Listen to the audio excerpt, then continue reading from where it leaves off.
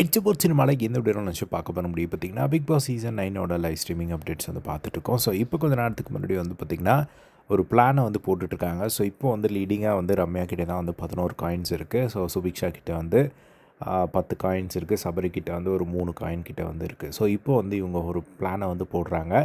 யார் அப்படின்னா வந்து இன்றைக்கி காலையில் ஃபுல்லாக நைட்டு வரையும் வந்து அடிச்சுக்கிட்டு இருந்தாங்க விஜய் பார்வதியும் திவாகரும். சரி இவங்க 2 பேரும் பேசவே மாட்டாங்க எப்பயுமே அப்படிங்கிற மாதிரிலாம் வந்து நினச்சிட்டு இருந்தோம். ஆனால் வந்து என்னன்னு தெரியல, எவ்வளோ திவாகர் வந்து அசிங்கப்படுத்தினாலும் பார்வதி திரும்பவும் வந்து பேசுகிறாங்க. பார்வதி எவ்வளோ அசிங்கப்படுத்தினாலும் திவாகரும் திரும்ப போய் பேசுகிறாங்க. ஸோ இப்படி தான் வந்து இவங்க கதை போய்கிட்டு இருக்கு. ஸோ இப்போ வந்து பார்த்திங்கன்னா விஜய் பார்வதி வந்து ஆஸ் யூஷுவல் இன்றைக்கி ஒரு பிளானை போட்ட ட்ரை பண்ணாங்க. அதை எக்ஸிக்யூட்டும் பண்ணிட்டாங்க. பட் இருந்தாலும் வந்து அதை இன்னும் வேறு லெவலில் பண்ணியிருக்கணும் அப்படின்னு சொல்லி என்ன பிளான் அப்படின்னா, ரம்யாவுக்கு வந்து அதிகமான அப்ரூவல் கொடுத்துட்டு சுபிக்ஷாவுக்கு கொஞ்சம் கம்மியான அப்ரூவல் வந்து கொடுக்கணும் அப்படிங்கிறது அவங்களோட பிளானு. அதை வந்து இன்றைக்கி வந்து எக்ஸிக்யூட் பண்ணிட்டாங்க. பட் வந்து ஒரே ஒரு டிஃப்ரென்ஸ் தான். ஸோ சுபிக்ஷாவுக்கு வந்து 10, இவங்களுக்கு வந்து 11 அந்த மாதிரி வந்து அப்ரூவல் வந்து கொடுத்துருந்தாங்க. இப்போ வந்து பார்த்திங்கன்னா அதை பேஸ் பண்ணி வந்து நாளைக்கு வந்து ஒரு பிளான் போடுறாங்க. ரம்யாவும் சரி சுபிக்ஷா அந்த இடத்துல இல்லை, ரம்யா, திவாகர் அண்ட் பார்வதி. ஸோ அப்போ பார்வதி வந்து திவாகர்கிட்ட வந்து சொல்கிறாங்க, ஆனால் நாளைக்கு வந்து நம்ம வந்து அப்ரூவல் கொடுக்கும்போது பார்த்து அப்ரூவல் கொடுக்கணும். ஸோ ரம்யாவுக்கு நிறைய கொடுக்கணும், சுபிக்ஷாவுக்கு வந்து ஒரு 5, 3 அந்த மாதிரி டிஃப்ரென்ஸ் வர மாதிரி வந்து நம்ம கொடுக்கணும்.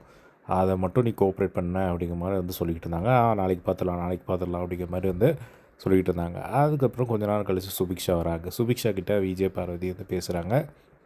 உங்கள்கிட்ட எவ்வளோ இருக்குது, என்ன பண்ணுவேன், யாருக்கு கொடுப்பேன் அப்படிங்கிற மாதிரி சுபிக்ஷாக்கிட்டேயும் வந்து இவங்க ஒரு விசாரணை வந்து போடுறாங்க.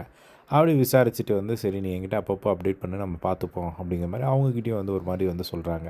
அதுக்கப்புறம் அவங்க போனதுக்கப்புறமா வந்து திரும்பவும் வந்து ரம்யாவை நம்பலாமா வேணாமா, கடைசியாக ரம்யா நம்ம முதுகிலே குத்துனாலும் குத்திடுவா அப்படிங்கிற மாதிரியான ஒரு டாக்கும் வந்து போகிறத பார்க்க முடியுது.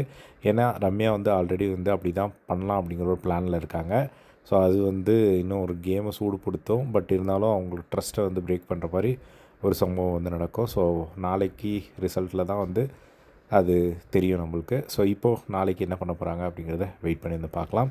ஸோ நீங்கள் என்ன நினைக்கிறீங்க, இந்த ஒரு பிளானை அவங்க ஆக்சுவலாக இந்த ஒரு கியூசி பண்ணுறவங்க ப்ராப்பராக பார்த்து இவங்க போகணும் அவங்க போகணுன்னு பண்ணாமல் அது ப்ராப்பராக பார்த்து அவங்க பண்ணாங்க அப்படின்னா இன்னும் இன்ட்ரெஸ்டிங்காக இருக்கும்.